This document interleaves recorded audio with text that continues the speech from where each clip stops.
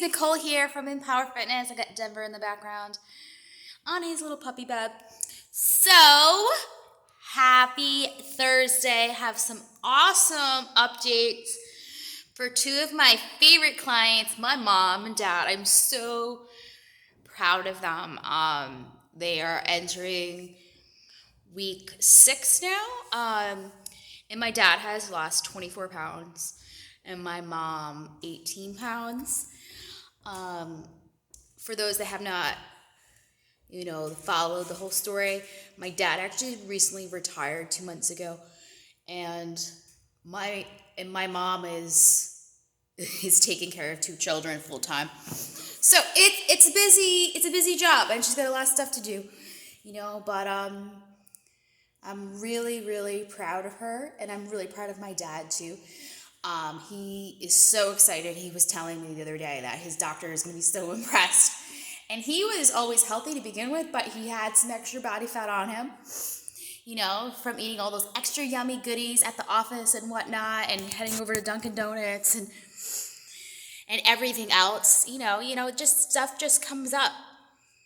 And I'm just really proud of them. And I just wanted to tell everyone how proud I am of them and their new lifestyle and habit. We went out to pizza last week. Yes, I do have pizza.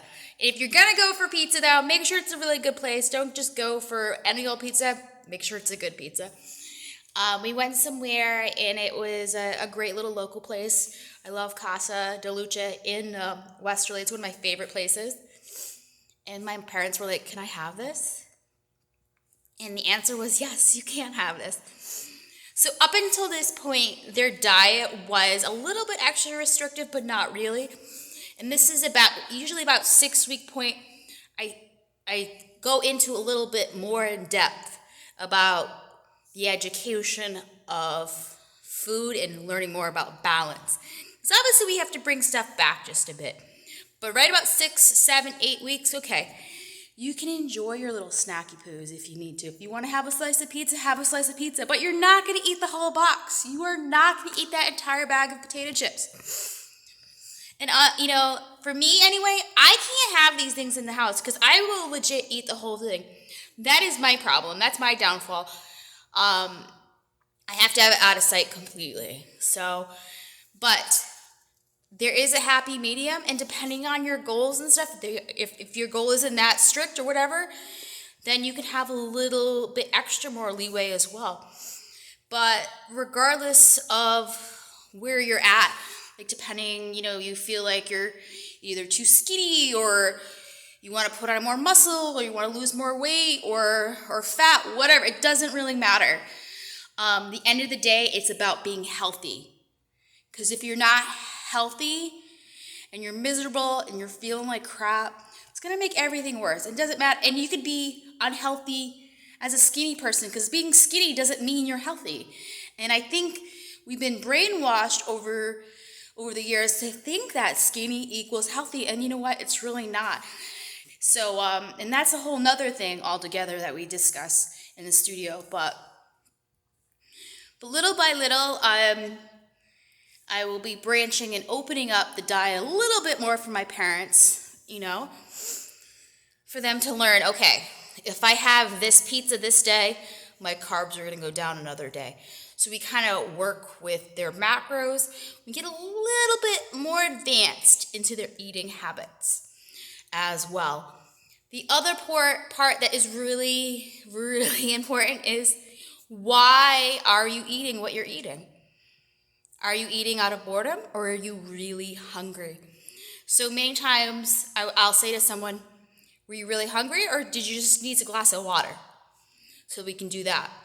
Because many times we're eating out of boredom too. Watching, when you're in front of the boob tube, what do you want to do? You want to pop something in your mouth, right? You want to eat, you want to eat some bags of chips or have some candy or whatever. I totally get it. I understand. But is knowing why you are doing something, why are you putting something in your mouth. That's half the battle. Because you can exercise all day long, but you know how they say you can't exercise out of bad diet? Because guess what? You can't. Because if you're going to eat like shit all the time and you don't know why, that there's some kind of connection missing there. And having a food journal, writing down everything you eat, yes, I know it's scary, but understanding this cracker and that cookie or whatever is a good key to understand and why you're actually eating it as a whole too. So when we went out to pizza last week, my parents were like, "We're really gonna get pizza?" I'm like, "Of course we're gonna have pizza. We're not gonna eat the whole box." And it was really nice to enjoy a nice meal with my family, my parents, and have a great slice of pizza as well. So we got some nice memories. I carb loaded a little bit for my workout the day after, and then we moved on. We walked a lot after that, and then life went on. We didn't worry about it. We're not punishing ourselves. We're not doing 3 hours of cardio, because that's a whole nother video altogether that I can discuss.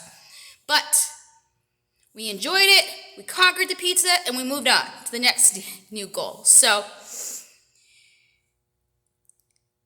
as a whole, I'm really proud of them.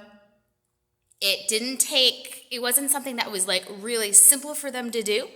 And it's taken a long time to get to this journey, because now they were really ready. And I am super proud of them completely. So if you are watching this video, give me a thumbs up. Let me know if I can be a service to anyone.